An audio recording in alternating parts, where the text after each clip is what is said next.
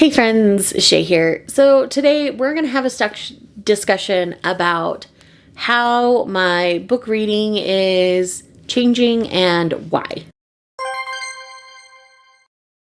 If you saw a recent vlog about my manga reading, then I've talked about some of this a little bit, but not everybody watches my manga content, just like not everybody watches my book content. So I wanted to kind of have a video discussing it a little more here. I have realized that in my reading, I basically am part of the echo chamber of not giving thorough reviews of things on the internet. And that is something I am working to correct and change. So I've got some things in place to help me achieve that. We're going to go ahead and go through that list together. Go ahead and grab a drink and a snack. We might be here for a bit. So the first thing I'm going to be doing, especially to help with my physical TBR, is only getting influencer recommendations from trusted sources. So these are like some of my friends that are also influencers, people that have a good track record with me, those kinds of things.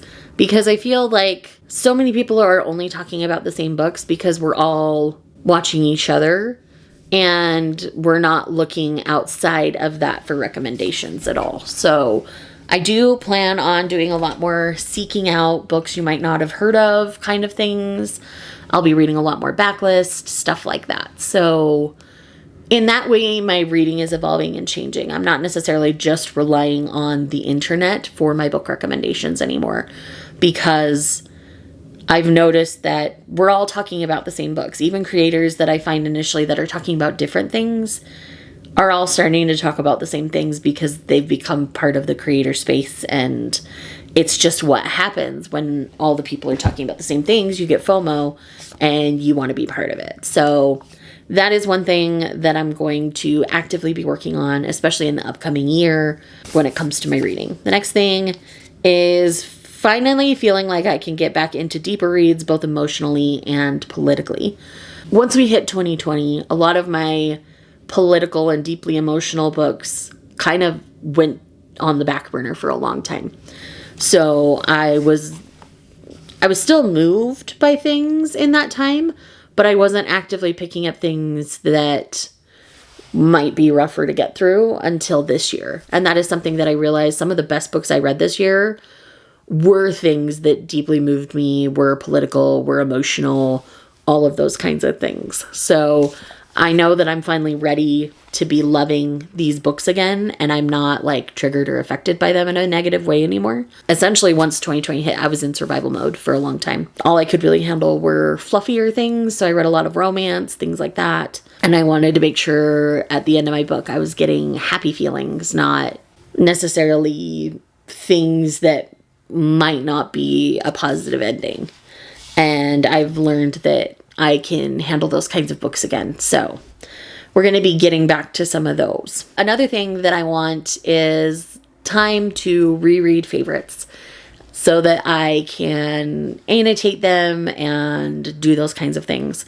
I was hoping to do more of that in 2025, but that didn't quite happen. In 2024, I started a series where I was annotating rereads, but I felt all this pressure to be reading new things. And so I'm going to be getting back to that, where I'm going to be taking a bunch of my favorite books over the last 10 years while I've been online, rereading them, annotating them. Unless I'm feeling like I'm not enjoying it, then I'll know for sure if they're still a favorite or not, kind of a thing. And I really loved those annotation vlogs. You might see a few more of those. And I'm just really wanting to get back to rereading not only book series, but manga series. I'm currently in the middle of a reread of Full Metal Alchemist, and it's been feeding my soul in the best way. And so I know that this is something that I actively want to be doing more of in the upcoming year. As I've talked about in multiple videos at this point, I do have problems with my hands right now. I need to be easier and kinder to them. So I'll be utilizing my e-reader and library checkouts more than just buying physical things at the bookstore or checking out physicals from the library. So when it comes to new things, that's going to be how I'm handling a lot of the new things. Yes, I talked about how I want to annotate and read a lot more physically, but when it comes to the new stuff, I think I'm going to be mostly picking up audio and just taking some notes. because even I could type those out on my phone if that's easier on my hands for a day and things like that. So there's a high chance that I might have to have surgery on my hands next year. I don't know. But I don't want it to necessarily stop me from reading and enjoying and being a little more detailed and thorough with what I'm paying attention to and all those kinds of things. So that's definitely a big part of how my reading is going to change, because a lot of my physical reading will either be manga or like my rereads rather than being the new things. So I do have a Kindle Scribe, so I can annotate and take notes on digital books if I'd like to. So I do also have that option. Another thing that I've realized is that I'm truly ready to slow down the quantity of things that I've been reading. I'm swiftly running out of space in my house for all of the physical books, and I only want to keep my favorites. But at the rate I read, that can still be 50 to 100 books a year, and I'm still out of room. And that's not even including all of the manga. I'm going to, obviously, I've mentioned this, I've already talked about how I'm going to be utilizing my library a little bit more, and especially for the new releases. And that way, if it's like a 5 or a 6 star, I'll buy a physical copy so I can annotate it later. But unless I know it's going to be a love where I would reread it, I don't think I'm going to be picking up a lot of physical things. Which, I'm going to have another video talking about why I think buying those things is still important, but it's one of those things where it's not going to stop me buying them necessarily. I'm just going to be much more selective. So we're going to have a whole separate video about that. That's not today's video. As I've been catching up on reviews and things like that, between the books and the manga that I've read this year, I am nearing 700 titles. And that's without even really trying. The only thing I've been trying to do is make sure that I'm reading 60 volumes of manga in any month with 30 days, because my physical manga TBR was so big. It's been whittled down quite a bit, so I don't feel that so much. And I do have an ideal number I'd like to get to for that. And that's something that I'm shooting for in 2026 for sure. But it's one of those things where I just, because I'm reading so much, I'm not retaining as much information as I want to from these reads. And that is something that bothers me. And that's not something anybody's told me necessarily, like me specifically. It's been shot out into the ether, obviously, but this is something that I've kind of been feeling for a couple of years, if I'm honest with myself. But it's one of those things where I'm finally at a point and a place in my life where I can do that and slow down and not worry about having the FOMO of every new thing. Because this year, one thing I did was Maeve and I, my friend Maeve from Maeve Rereading that I've talked about in multiple videos, we would go to the bookstore and we would try out a bunch of volume 1s of series. The amount that we did not purchase was amazing. And that's me being selective. I'm learning my taste.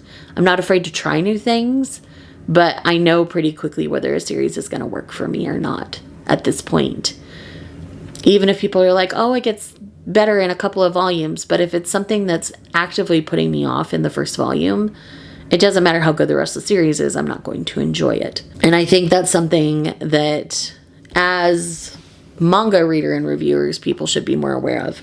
But even as book reviewers, I mean, I've been doing those try a chapters. I've learned pretty quickly in that first chapter what works and what doesn't for me. And I think it's important to acknowledge that and accept that and move forward. Because there are so many books out in the world and there's more and more published every week, that I think it's really important to not waste your time and energy on a book that isn't enjoyable to you. My friend Heather over at heabooktubes is an excellent example of this. She DNFs books way more than anybody else I know, and she's my hero for that. I'm getting better at it, but I still have this thing of like, oh, but maybe. And so I hang on to books and try, and then they end up being like 3 stars or less when I do that. So it's one of those things when I realize if it's not going to be a new favorite, I just need to put it away and let it go. So with that said, those are how and why my reading is changing and how it's going to be moving forward into the new year. Let me know in the comments down below if you've been feeling any of this. Maybe I'm alone in my feelings that way, and maybe I'm on a weird corner of the internet that talks about the echo chamber of not giving detailed reviews. I am actively taking notes on things as I read to make sure I don't forget details. I gather a few more quotes, things like that. I hadn't been doing that for a very long time, and I feel like it's affected how I'm reviewing. And so it's one of those things where I'm actively doing that a bit more to try to be more detailed. And I do talk about that more in the manga specific video. So if you want more specifics on that, I will leave that linked. So thanks again so much for watching this video. If you're here just because you love me, go ahead and just leave me the book stack emoji down below. And I will see you guys in the next one. Bye.